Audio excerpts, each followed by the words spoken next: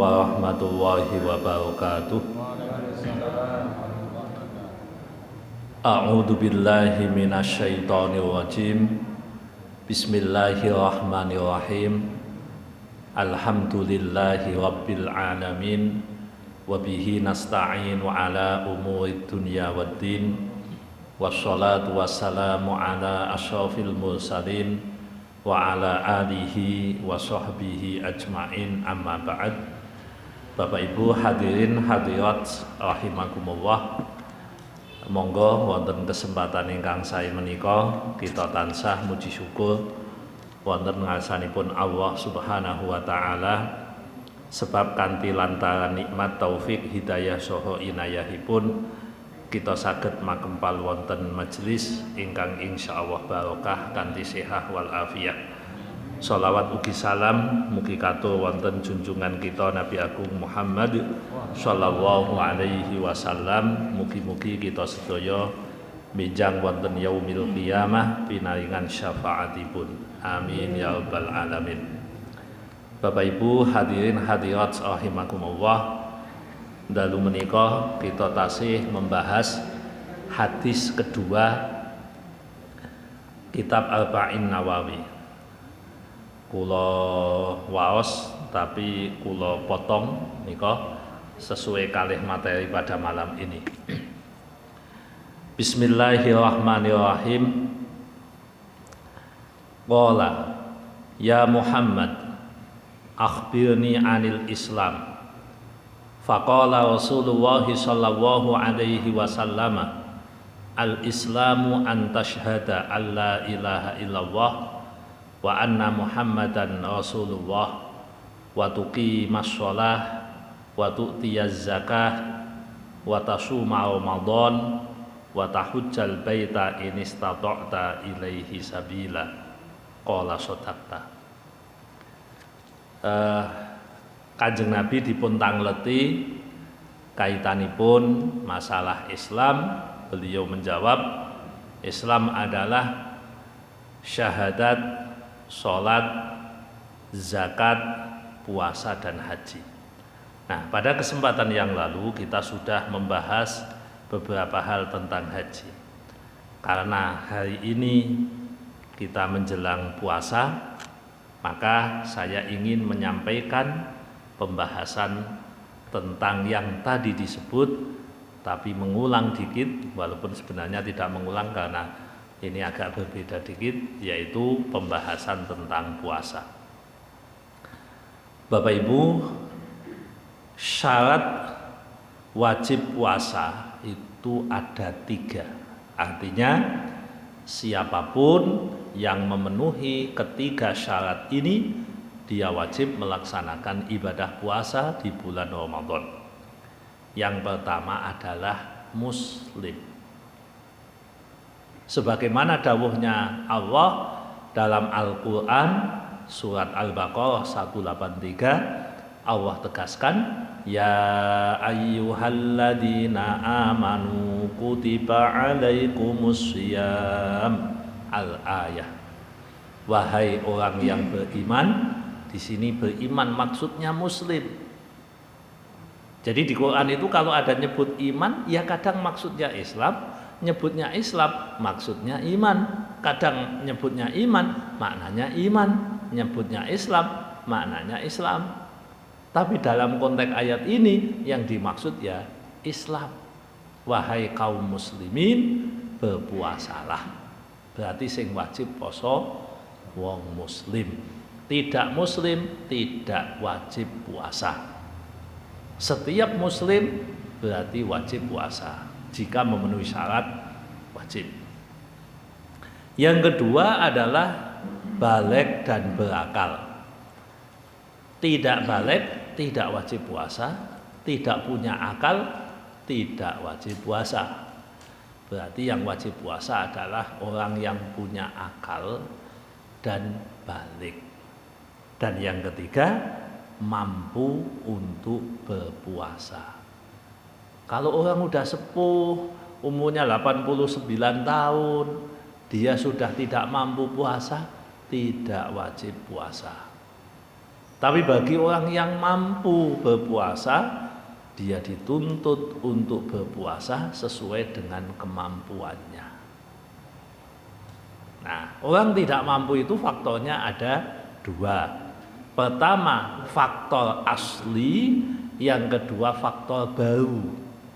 Faktor asli seperti orang yang sudah tua, orang sakit yang tidak mungkin sembuh menurut kacamata dokter.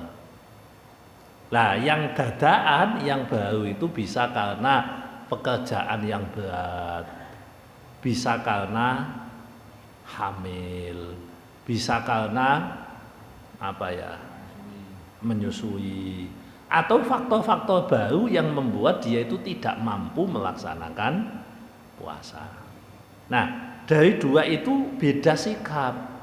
Kalau orang yang asli memang dia tidak mampu, seperti yang disebutkan pertama tadi, sakit yang tidak mungkin sembuh menurut kaidah dokter, atau orang sepuh yang sudah pikun tidak mampu, bukan pikun ya, tidak mampu, kalau pikun hal lain, tidak pikun tapi tidak mampu karena mungkin pencernaannya masalah dan seterusnya, maka mereka tidak wajib niat puasa. Tetapi yang baru ini wajib niat puasa. Contoh, pekerja keras, pekerja berat, dia udah tahu saya harus bekerja, nanti paling jam 10 wis lemes, wis kudu ngombe, orang ngombe ya mesti kelenger. Dia tahu itu. Lalu malamnya dia tidak puasa, dosa. Dia tidak niat puasa, dosa. Dia malamnya niat, paginya mukah. Lupa apa dolanan, boten, itu namanya tidak mampu. Nah, yang tidak mampu karena faktor tertentu boleh tidak puasa, memang tidak wajib bagi orang tersebut. Terus yang diwajibkan seseorang ketika puasa itu ada 4. Yang pertama adalah niat. Terus Bapak Ibu, puasa itu wajib niat. Nah, niat itu di mana? Di hati. Dalam fikih madhab Syafi'i dianjurkan niat dibantu pakai lisan. Maka jenengan kalau mau puasa, malamnya dianjurkan mengucapkan niatnya. Nawaitu shauma ghadin an adai fardhi syahri ramadhani hadhihi sanati lillahi ta'ala. Itu yang dianjurkan, diucapkan dengan lisan dan dirasakan, diniatkan dengan kolbu, dengan hati. Kalau dengan lisan tanpa hati tidak masuk, tidak sah. Tapi kalau di hati tanpa lisan sah. Jadi jenengan kudu ngeten, lisane muni nawaitu shauma ghadin, utawa di bahasa Indonesia di bahasa Jawa tidak apa-apa, niat ingsun poso dina sesuk kanggo anekani fardune Ramadhane ikilah taun kono netepi perintahe Allah Ta'ala, boleh, tapi itu dimasukkan hati. Jadi di hati kita ada niatan, ya Allah saya niat, ning jero ati enten, jangan sampai lisannya saja. Karena lisan bukan niat. Niat itu fil qalb, di dalam hati. Ini dieling-eling saestu. Sebab dawuhe Kanjeng Nabi, sing sapa wonge bengi-bengi kok mboten niat poso, dheweke posone mboten kanggo. Lah saknika niku kan media sosial kan banyak nggih. Termasuk ada sebagian ulama, sebagian kiai yang menganjurkan jenengan nek awal Ramadan kon niat ingsun poso sesasi. Tapi Bapak Ibu, itu kalau menurut kaidah madhab Syafi'i tetap tidak bisa. Jadi tetap tidak bisa. Artinya yaiku kanggo tambahan niat tidak apa-apa. Cuma kalau dalam fikih Syafi'i tetap batal nek mboten niat di malam itu. Sehingga kula jenengan kudu titi masalah niat. Maka kalau saya boleh menganjurkan jenengan minimal 3 pengaman lah kanggo niat niki. Pertama, niat bal buka. Jadi bal buka donga bal ma'em alhamdulillahilladzi ad'amana wa saqona wa ja'alana minal muslimin sisan nawaitu shauma ghadin. Niku sabuk pengaman pertama. Sabuk pengaman kedua lamun tarawih. Lamun tarawih imam jangan lupa untuk mengomando makmum. Dikomando, cek maca bareng-bareng. Monggo Bapak Ibu, anak-anak semuanya kita berniat puasa diawali dengan lisannya yang mengatakan, hatinya yang berniat. Niku kadang perlu dicetake sebab banyak yang salah makna. Mangsane nek wis ngucap nawaitu shauma ghadin kuwi wis niat. Padahal niat itu di hati. Nawaitu kuwi kaning lisan. Lah mohon ini untuk diperhatikan betul, kalau perlu disampaikan. Nggih nek ngaji ngeten jenengan sing ngaji krungu. Lah sing ora ngaji kan ora krungu. Ndak tahu. Karena sudah menjadi persepsi umum. Sayangnya di sekolah-sekolah, kalau di pesantren dikasih tahu, di sekolah-sekolah itu diajari nawaitu shauma ghadin, tapi ya diajari lamun nawaitu shauma ghadin itu belum niat, tapi namanya talaffuz bin niyah. Mengucapkan niat itu bukan niat. Niat itu di hati.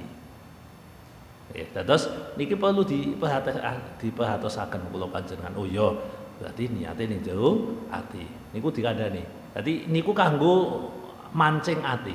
Ben atine iki termudahkan lah dengan nawaitu itu. Jadi yang pertama niat.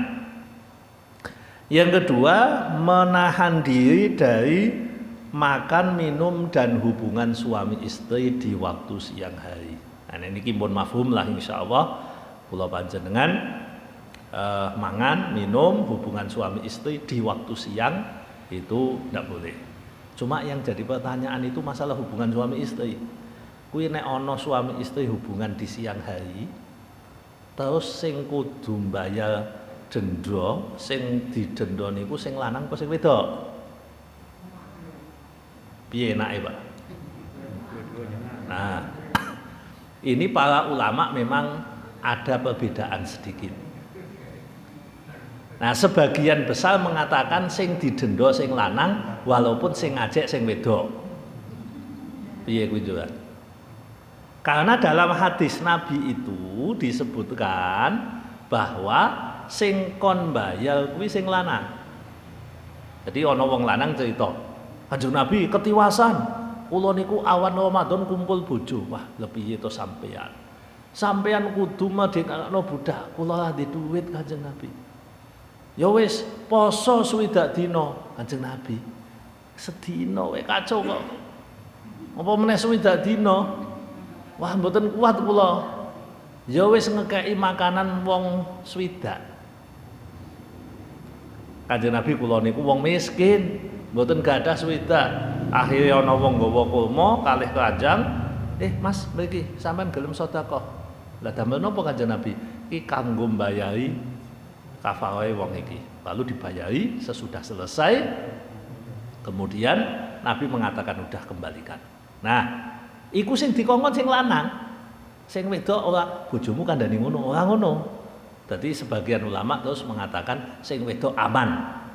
Enak men ya? Ya, sing wedok aman. Termasuk haji. Haji kuwi nek ana wong kumpul, wah batal suami istrinya, tapi sing kon ganti sing lanang. Kan itu kon nyembelih unta, nyembelih unta siji. Nah itu tidak boleh. Wa ta'ammudul qa'i dan menyengaja muntah. Nek mboten sengaja mboten napa-napa. Tapi kalau menyengaja tidak boleh. Jadi Bapak Ibu nuwun sewu, jenengan kan nek siang cok masuk angin kan? Nah nek masuk angin ojo pisan-pisan nek poso ngeten. Metu. Utawa dipancing. Mancing itu berarti menyengaja. Mbah dokoki PPO, mbah dokoki minyak angin, pokoknya sengaja Jenengan di dalam batinnya itu kan nek muntah kan lega to Bapak Ibu. Nah nggih to saiki kula jenengan nek masuk angin wetenge mules, muntah kan lega. Lah tapi mboten metu. Ning weteng rasane sebah meh metu angel. Akhirnya kan ditotok di titik-titik tertentu. Nah mboten mriki kan. Terus dadi ngaten krasa. Nah, jenengan kok poso-poso ngoten niku batal. Kalau sampai muntah. Tapi nek muntah karepe dhewe mboten disengaja itu ndak batal. Terus sing masuk angin hati-hati. Soalnya kula ngrasake mbiyen kula niku masuk anginan. Kula niku tahun 2009 niku kerian mungkin seminggu pisan. Padahal iso enom malah kerian terus. Lane kan kula ya gumun. Kok iso kaya ngono? Ya ujian minallah. Padune ya keset olahraga niku ya. Nah, makanya saya haji 2006 nih, 2009 niku tekan dono hutan pun masuk angin. Kula kelingan fotone pun ngeten iki. Nyekeli ngeten iki. Pas foto kan kakean masuk angin. Ngombe tolak angin niku 40. Bendina pisan maksudnya. Tenanan to niku. Tapi sing 2016 malah aman, mboten belas ya. Padahal kacek 7 tahun. Nah, Bapak Ibu, ketika kita pusing masuk angin itu pasti pinginnya ngeten. Kula ngrasake bertahun-tahun, dadi pun hafal. Lah kuwi susah nek poso. Nek poso ndak boleh begitu. Karena menyebabkan muntah. Nah, dawuhe Nabi ngeten. Niki dawuhe Kanjeng Nabi dipun riwayataken dening Imam Tirmidzi. Man da'ahu qai'un wa huwa shaimun falaysa alaihi qada. Sing sapa wonge kepeksa dia harus muntah tidak karena kesengajaan, tidak ada qada. Wa inistaqa'a falyaqdi. Tetapi apabila dia berusaha untuk muntah, sengaja untuk muntah, maka dia wajib mengqada. Nah, itu kewajiban orang yang berpuasa. Ini nek diteruske kathah banget ya. Pun kula jujuk. Wong dibatasi 20 menit kok. Terus sunahe sakniki. Sunahe poso niku enten 3. Pertama, takjilul fitri. Mempercepat buka. Jadi jenengan nek pun yakin, kula pun nate matur sebelumnya, nek pun yakin sudah masuk waktu, maka jenengan silahkan segera berbuka dengan yang manis. Kalau bisa pakai kurma, kalau tidak kurma, ya sesuatu yang manis. Itu sunnah. Jadi jenengan nek pas buka pertama dianjurkan pakai yang manis, diniati niat anut Kanjeng Nabi ben untuk pahala khusus. Niat anut Kanjeng Nabi bersegera. Yang kedua adalah mengakhirkan sahur. Maksud mengakhirkan sahur niku pripun? Jadi sahur itu Bapak Ibu dilakukan menjelang subuh. Tapi kalimat menjelang niku nanti dipun tangletaken. Wonten hadis riwayat Imam Bukhari. Siji wektu Kanjeng Nabi kalih sahabat sinten anak angkate Kanjeng Nabi? Zaid ya. Nggih. Nah, Kanjeng Nabi kalih Zaid, berarti Zaid bin Sabit bukan anak angkate, sing anak angkate Zaid bin Harisah. Jadi Zaid bin Sabit sekretarisnya Kanjeng Nabi. Niku siji wektu berdua sahur. Nah, bar sahur terus sekedap malih salat. Terus padha takon kalih sahabat Anas. Wahai Anas, berapa jarak Nabi sahur menuju salat subuh? Lalu sahabat Anas menjawab, kurang lebih membaca 50 ayat. Jadi sing disebutke ngakhirke sahur niku mboten subuh kurang setengah menit, mboten niku. Maknanya ada begitu. Yang dimaksud mengakhirkan sahur adalah antara sahur ya, selesai makan sahur sampai waktu sholat itu kurang lebih membaca 50 ayat dalam Al-Quran. Sehingga para ulama kita menetapkan namanya waktu imsak. Waktu imsak itu artinya waktu sunnahnya berhenti makan, akhir dari sahur ya di situ itu. Tapi kalau umpamanya tetap makan ya tidak dosa, tidak apa-apa. Kesunahannya adalah sahur. Dan jangan lupa Bapak Ibu, pembeda antara kita dengan orang Nasrani Yahudi ketika puasa adalah sahurnya. Fa inna fis sahuri barokah. Sesungguhnya dalam sahur itu ada berkah. Berkah duniawinya ada, berkah ukhrawinya ada. Dan yang ketiga, kesunahan ketika puasa adalah meninggalkan omongan yang jelek. Loh, itu sunah apa wajib toh? Wajib. Tapi dalam konteks puasa, untuk memuliakan puasa itu sendiri ditambahi sunah, jadi wajib plus sunnah. Wajib meninggalkan omongan jelek, tapi dalam konteks puasa itu menjadi lebih lagi. Sebab dawuhnya Nabi, barang siapa yang tidak meninggalkan ucapan jelek ketika dia berpuasa, maka Allah tidak punya kepentingan terhadap puasanya tersebut. Itu Bapak Ibu sekelumit tentang puasa. Semoga ada manfaatnya, bisa menjadi sedikit persiapan bagi kita semua. Kurang lebihnya mohon maaf. Monggo kalau ada pertanyaan dipersilahkan. Terima kasih.